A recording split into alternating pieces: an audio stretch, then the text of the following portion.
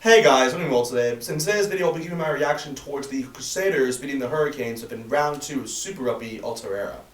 So overall, it was an impressive victory. Overall, I'd say for the Crusaders, they really dominated. I'd say mainly within the first half. They did get what I think 4 tries of the first half. So yeah, they pretty much pounced the Hurricanes within that first half. But overall, I think the Hurricanes did climb back within the second half, but it just wasn't enough really. I mean, the final score was 33-16 to the Crusaders. So yeah, no. When going over the tries, I mean, obviously the Hurricanes actually had a good start to the match. They got 2 penalties under their belt with Jordy Barrett, doing well with his. I think it was 2 penalties which he just kicked perfectly. I think they were more towards. They were pretty close. I'd say he did pretty well with those. But then right after that, you could say it kind of went downhill as Aotearoa then got a yellow card, and yeah, that was really.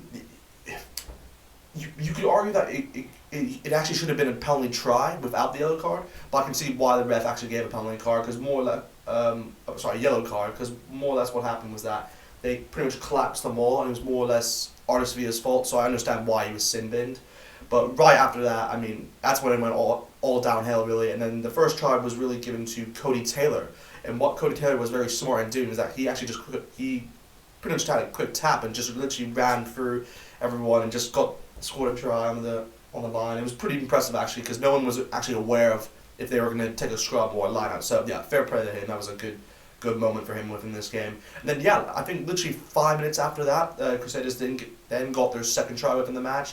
And yeah, no, it was a pretty well worked try. Actually, this is probably their best try within the match, and it was obviously Richie Mo'unga who finished it off.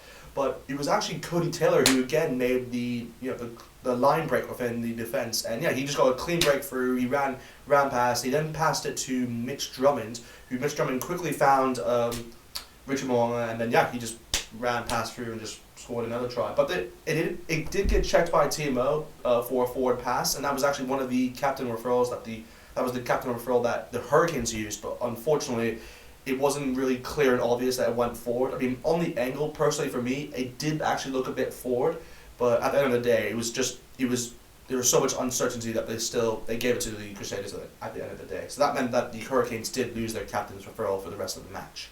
But yeah, literally, I think 10 minutes after that, then the Hurricanes got their third try, which is, they just continued on really. And yeah, I think it was Ethan Blackletter he had a pretty well worked try. I mean, they were on the line for most of the time within the 22, and yeah, they just kept pushing, and the Hurricanes had to keep on tackling really. But at the end of the day, I think I think Ethan Blackletter was the one who just pretty much got the ball down and just put it on the try line. So he did pretty well there, and he actually had a very good game. So yeah, he was one of the standouts you could say. Unfortunately, he had to go off a little within the second half, but he had a very good game. But yeah, no, I think literally before halftime, Scott Barrett then got another try for the Crusaders, and it was again I think from a line out, more or less they had a scrum. No, sorry, not a scrum, but they had a line out. And yeah, it was almost about to collapse, but then they just passed the ball to the right hand side with the open man, and Scott Barrett, all he had to do was just dive in and just put the ball down. So yeah, they went into halftime pretty convincingly. I think they were up like 28, I think maybe like 21 points. So it was pretty impressive, like to 6. It was more or less they had full control of the game within the first half. But then when the second half began, that's when it kind of shifted towards the Hurricanes, really. I mean, the Hurricanes, if you actually look at it, they actually dominated the second half by getting more points on the board. I mean, like, first of all, they had, who was it, Asafa Moore, who then had to go off. But for him, they had Ricky Rackatelli come on for him. And he got a try to his name, literally straight off the line out. And yeah, no, it was pretty well worked line out. I mean, they were moving along the maul, but then he literally just, he broke free and just literally ran down and scored the try. It was pretty well worked try, so yeah, fair play to him. And he has a lot of the Super Rugby experience, so I kind of expected him to score that. But more or less, yeah, right after that, I mean, what else? I mean, Cody Taylor then got his second try of the game, which was pretty impressive. It was kind of a gimme, it was a gimme try in the sense that the Hurricanes actually had the line out within their own 22, but they actually overthrew the ball, and yeah, Cody Taylor, all he had to do was just catch the ball and then just come around and just place the ball again. So it was a gimme, but more or less it was well worked from Cody Taylor, and yeah, pretty smart play there. But yeah, literally right after that, the Hurricanes then got another try. Literally, I think 2 minutes from tied. I think it was Peter Mama Jensen who got the ball, and yeah, pretty much what happened was that Liam Moppe actually had a clean run beforehand and just literally was outpacing everyone, which is kind of a cool thing to see. But then, yeah, no, they pretty much got obviously went into the breakdown, they got it out. Jordy Barrett then kicked it to the far side, and yeah, I think it was Julian Sevilla who then, he didn't catch it fully, but he knocked it on backwards. So more or less from there, they were able to, like, I think Peter Mungo Johnson just picked it up and then ran onto the side and scored it down.